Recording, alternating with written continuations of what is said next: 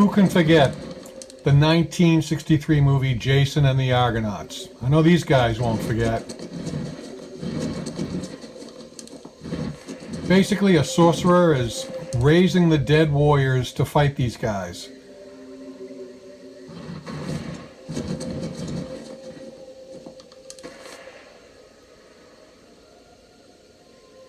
Yeah, I'd be running by now.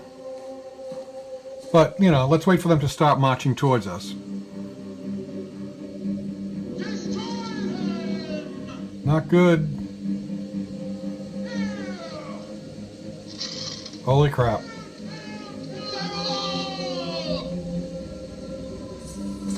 And here they come.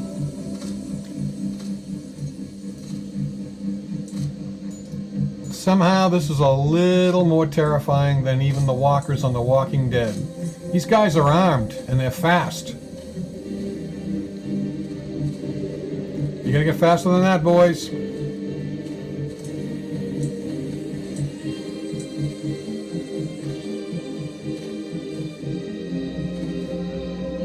Alright, whoever blinks first loses.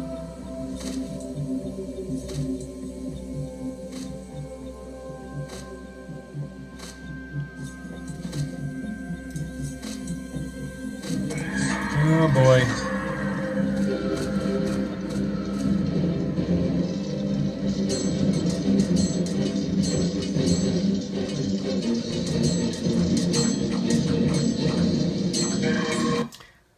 Look at that. This is the artistry of Ray Harryhausen doing stop motion animation for the 1963 film Jason and the Argonauts. That to me is really scary.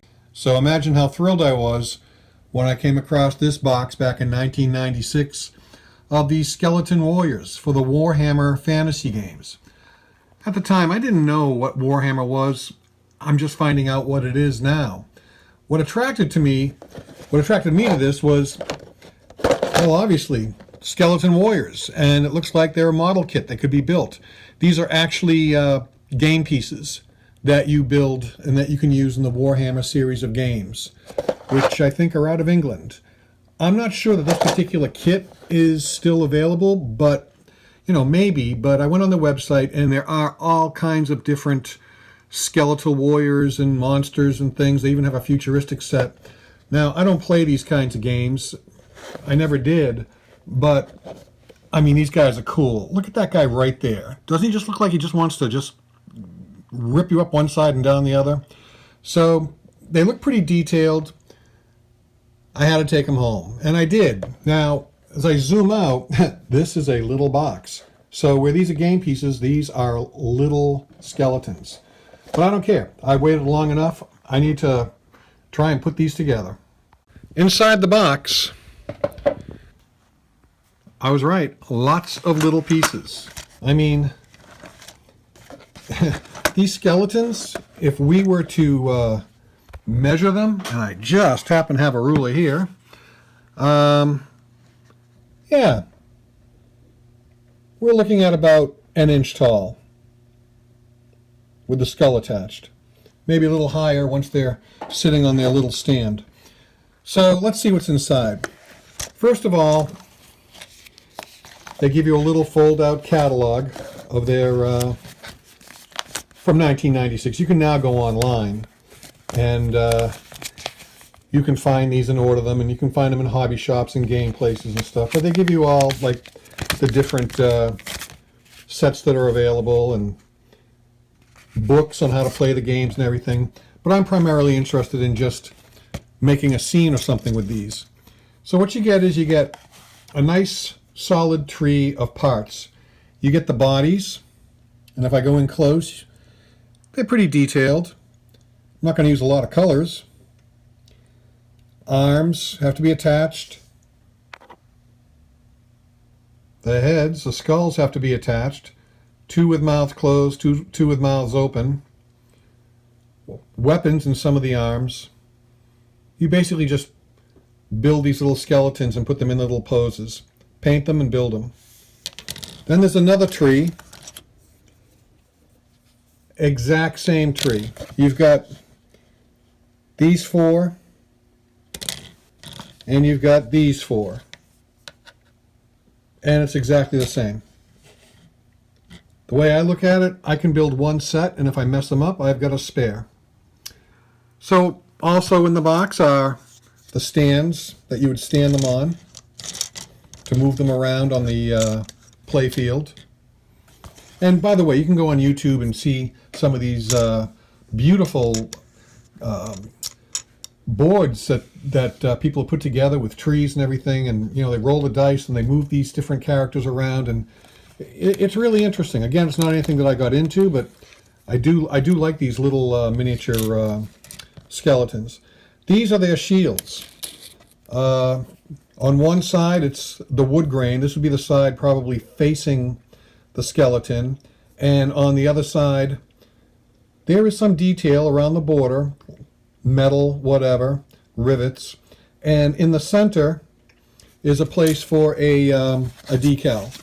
And they give you this set of Skeleton Warrior water slide decals so that you can have different, I guess, teams. As shown on the box here,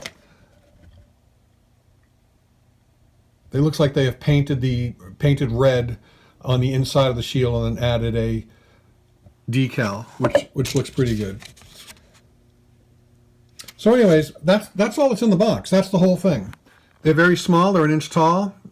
I don't think, because I'm not going to be playing these with a game, I don't think I'll be using these. I'm not sure. Again, I'm just opening the box and I'm kind of just figuring this out as I video this. So you know about as much as I do at this point. But I will attempt to try and paint these as best I can. They are small. I'm going to need very tiny brushes and toothpicks, and see what I can come up with to make it a decent looking scenario for these guys. It's going to be about the size of a paperweight. It's not going to take up a lot of shelf space with the other models, but it should be fun. At this point, I've managed to paint everything on the tree. What helped was the fact that I didn't take it off the tree. These are so small that it would be difficult painting these tiny little details, even putting rust on the blades, whatever. I had to make these skeletons look like they came out of the ground, including the weapons that they were using. And having them attached to the tree helped. I couldn't imagine painting these, holding them individually in my fingers. There will be some touching up when I clip these off of the tree, but keeping them on the tree or any small parts on a tree was very helpful. What to put them on? I'm not going to put them on the base, so if you've been watching the videos, you know I use 3D printing, and using CAD, I managed to print out rocks and blue plastic, and I think this will make a good base for the skeletons to stand on. So I will paint this and assemble the skeletons and position them here on the rocks. And like I said earlier, yeah, this isn't going to be much bigger than a paperweight, and that's about the size it's going to be. And here are the boys, all painted up, put together, and standing on that rock, 3D printed rock. Moss came in handy again for this. These guys are actually kind of fun to do. I love that guy. He reminds me of the one in the movie. But with these kinds of models, it's in the details. It really is. Rust on the blades, making sure that the ribs stand out.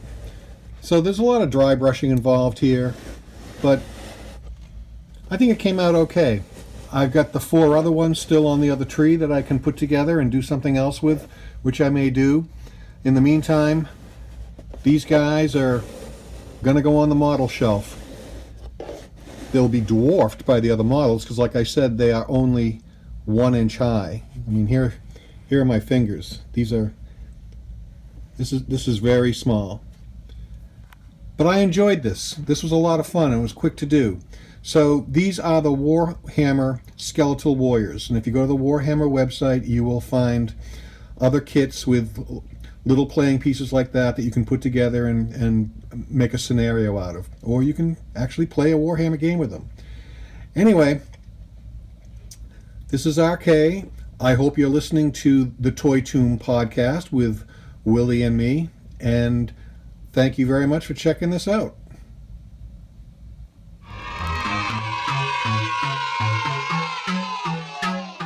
Oh boy! Yeah! Hey, there's Hasbro! Hasbro makes toys!